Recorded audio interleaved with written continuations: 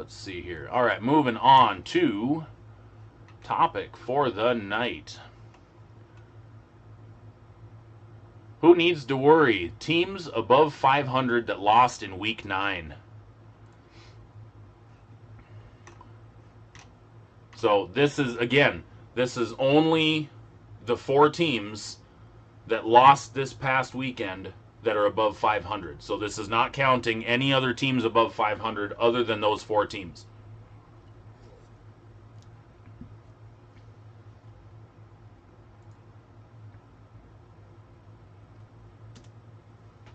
All right, starting it off, we got the Tampa Bay Buccaneers. Lost in week 9 to their division rival Saints, as we just discussed, 38-3. Their remaining schedule coming up. So what you're going to see on the schedule, the yellow teams are their divisional opponents. They're coming up this week, week 10. They're playing the Panthers, 3-6, which could be a trap game. Panthers looked really good this last weekend and almost beat the Chiefs. So it's potential that they could end up taking down the Buccaneers as well. This definitely could be a trap game, especially a divisional game. You never know. I mean, they could come out and just kill it. Then week 11, they bounce over to the Rams, so they got to cross the country and go play the Rams in LA, a 5-3 Rams with a very tough defense. And the Rams are capable of putting points on the board. You let Jared Goff get going, and he can rack up 40 points on you like that, and game over. See ya. Then week 12 rolls around. They've got to play at home against the 8-1 Chiefs. They've got a pretty tough schedule starting off these next couple weeks. And I even say tough, including the Panthers, only because it's a divisional game. Then they go into week 13, they get their bye. And then from there on, it's pretty smooth sailing for them. They got the 3-5 Vikings at home. Then they travel to Atlanta, 3-6. They travel to the Lions, 3-5. And then they finish off week 17 with the 3-6 Falcons. I really don't see the last 4 weeks of the season being a problem. Tom Brady's not coming off a bye and losing to the Vikings. It's just not going to happen. So I can see the last 4 weeks of the season, they go 4-0. The question is, where are those first 3 weeks going to go? Where's 10, 11, and 12 going to go? Are they going to go 3-0? Are they going to go 2-1? Are they going to? Oh, shit, they could go 0-3 in that setup. They really could. And I think that's the dangerous side of what we're going to run into with Tampa. They've had a couple of games where they just were ass. And are they going to turn into that team against the Chiefs, against the Rams, potentially against the Panthers? Some stats for you. Combined record of the remaining opponents is 28-32. So the combined record is actually sub 500. They only have the 2 winning teams on the schedule, and that's the Rams and the Chiefs. So they actually have a pretty easy shot overall of getting to the playoffs. Now, with these stats that you're going to see, red means they're bottom half of the NFL, and blue means top half of the NFL. So they rank 20th in pass yards allowed. They are 20th in pass yards allowed, in defensive pass yards. Okay, they're ranked 3rd in rush yards allowed. So their run defense is solid, but their pass defense, as you saw, Drew Brees freaking aired it on him. He was slanging that all over the yard. Tied for first in interceptions. They are opportunistic. They are getting a lot of interceptions. 11 interceptions in their 9 games. Ranked 2nd overall in sacks, 29, behind the Pittsburgh Steelers. So, again, they've got a good defense. And any of you guys that have watched my weeklies, I preface defense. I'm a big defensive guy. If you ain't playing defense, you ain't playing football. And defense wins championships. We've had this conversation. Defense wins championships. Moving on over to the Seattle Seahawks. Lost in week 9 to the AFC East leading Bills, 44-34, which was actually a very close game. Remaining schedule, play the Rams this coming week. Now, Rams have played them tough in the past. The Rams had their number in multiple seasons where the Seahawks literally just, it was their kryptonite. Will that be the case this season? Will that trend continue? The Rams are capable of making it happen. But then they turn around right after the Rams, and they got to play the Cardinals. They have 4 division games left in the second half of their season. And we're talking 2 against the Rams, 2 against the Cardinals, or excuse me, 1 against the Cardinals who's already beaten them, and then a banged up 49ers team to end the season, which that alone could be a trap game as well. Will the 49ers end up doing something at least to make it a game? The 49ers have had a few games where you thought they were just going to shat the bed, and they came out and put up 30 plus points. So it could happen. And the Seahawks defense is not playing well. Week 12 against the Eagles. The Eagles could potentially be spoiler here, and I say that tongue in cheek. They're the division leader, and they're 3-4-1. So could the Eagles get healthy by then and put up a fight? They've been putting up a fight against teams. Look at their 4 losses against good teams, against Pittsburgh and against the Ravens, both solid defenses, and it was less. I mean, they were less than 10-point games. They almost won those games based on fourth quarter comebacks. So the Eagles could come in here and end up being the spoiler. And then they then they play at home against the Giants, 2-7. I wouldn't say overlook them, but that should be a win for them. Jets, even if Joe Flacco comes in and puts up, 3 touchdowns, 4 touchdowns, he's going to get that phone call from up top and says, Joe, what are you doing? We want the first overall pick. You got to stop throwing touchdowns. So Jets probably end up losing that game because I think the Jets are going to go 0-16. Then they travel to Washington in Week 15 with a very tough defense. But I just think they're going to struggle on offense putting up points. They've got a pretty good run game. But I just don't see Washington doing better than 4 wins this season. And I don't believe one of those wins is going to come against the Seahawks. Let's be honest about it. Because really, when it boils down to it, in order to beat the Seahawks, you've got to put up 35 points. And it's not, I wouldn't say it's hard I don't want to say it's not hard to put up 35 points on the Seahawks right now, but that's a lot of damn scoring for any team. I don't care who you are. That's a lot of scoring to do. And there's not that many teams equipped to put up 35 points. So I don't think Washington can keep up with them. I just don't think they will. Then they get, again, Rams, 49ers to close out the season. So that's going to depend. That last game against the Rams, I think, is going to be a deciding game. That's going to be one of the biggest deciding games for playoff seeding at the end of the season. Again, the Niners game, I don't think the Niners are going to put up a fight. So I think you might as well just probably give that win to the Seahawks regardless. But that Rams game could be problematic. And so if you have that Rams game where all of a sudden the Seahawks are bouncing between a first-round bye or potentially being the 5th seed, that could be a huge swing right there for the Rams, especially if the Rams are in a playoff hunt. That could be a big game for them. Combined record of the remaining opponents for the Seahawks, they actually have one of the easiest schedules left. 26-40-1. Only 3 winning teams on the schedule. They are dead last in pass yards allowed, and it's by over 100 yards. It's not pretty, but I'm not going to dwell on that. We all know that their pass defense was just non-existent during the Bills game, and they did. I will say this: they did generate a pass rush. They had one pass rush against the Cardinals all game. They at least sacked the quarterback 3 times and had a pass rush on 32% of the plays, I think it was. So they are improving. Now, they still have a long way to go, but I think if Norton can pull his head out of his ass and put guys up on the line of scrimmage against receivers, that could help.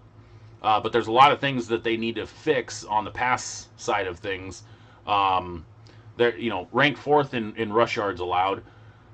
My question regarding that is part of that because they're so bad on the pass defense that teams aren't running against them. I mean, the Bills ran 4 times against the Seahawks.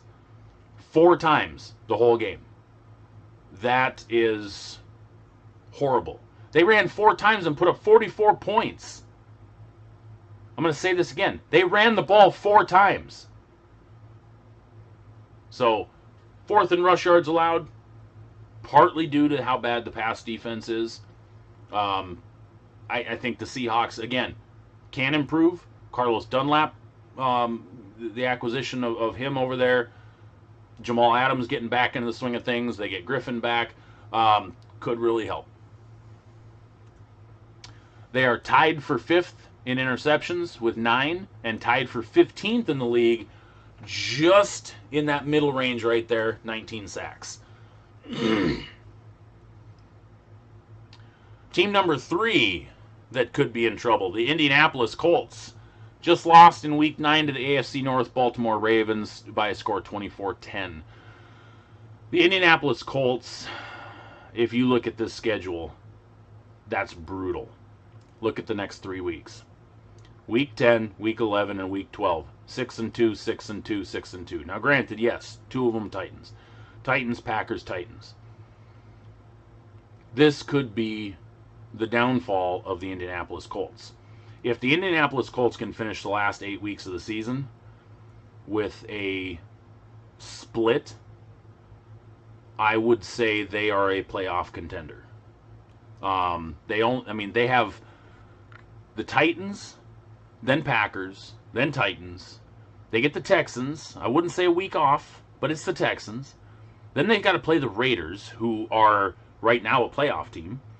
Then they get to play the Texans again, which again, not a week off, but then they got to play the Steelers in Week 16 in Pittsburgh, where the Steelers could potentially be playing for holding on to first round bye if they're still undefeated, or even if they're a 1-loss team, because the Chiefs are only 1 game behind the Steelers.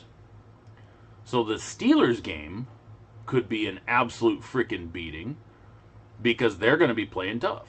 Then they finish off season with the Jaguars, and that's going to depend on how Lutton's playing, or if Minshew's even going to be back, or what's going on. You never know what could happen. Again, divisional game. But point is, they've got a tough freaking schedule. Combined record of the remaining opponents is 36-28. Out of these 4 teams that we're talking about right now, they have the toughest road in front of them. 36 win teams. 5 winning teams left on the schedule. Granted, yes, Titans are 2 of them. But still, that's still 2 games against a winning team. Against a very good winning team. You're about to see the best overall defense in rankings. The Colts rank 3rd in pass yards allowed. Total pass yards allowed. And they rank 2nd in total rush yards allowed. They're not giving up yards, guys. They are not. They are very tough. They are tied for 1st in interceptions with 11, and they're tied for 12th in sacks with 20. They're getting a lot of pressure on the quarterback. They're not always closing them all out, but they're putting pressure on the quarterback. This is not a joke defense. They are for real. And again, these next 3 weeks are going to be a tell-all for how good this team really is and how far they can go into the playoffs.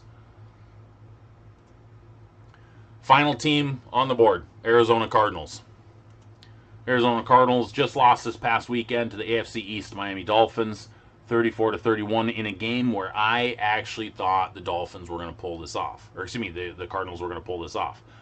They had a field goal attempt to tie it, fell literally short on a 49-yard attempt. I can't think of the last time a 40-yard or a 49-yard attempt fell short. But it did. Kind of shocking, but I digress. Remaining schedule for the Cardinals, coming up with the Bills. Again, they have a tough schedule, and part of that tough schedule is because of the division they play in. But they do have to go and play the Bills. They actually play them at home this week. Bills are 7-2 and just beat the Seahawks. Then after that, they've got to go up to Seattle, and they got to play Seattle. Then they've got to play the Patriots, who I'm not quite sure if they're trying to tank or if they're trying to dig themselves out of the basement, or I can't quite figure out what's going on, but it's the Patriots nonetheless. Then they got to play the Rams in a divisional game at home, and the Rams are 5-3 and no joke. Then they get, don't want to say a week off, but they got the Giants at 2-7. And then they've got the Eagles, who again in week 15 the Eagles could be getting healthy by then. And then what are we talking about? Are we talking about an actual team that could put up points? A team that could stop people from scoring points? Are we talking about a healthy Eagles team by that point? Are we talking about a team that could be a playoff upset team when the chips are on the table? What are we dealing with the Eagles in week 15? So that could be a loss to the Cardinals.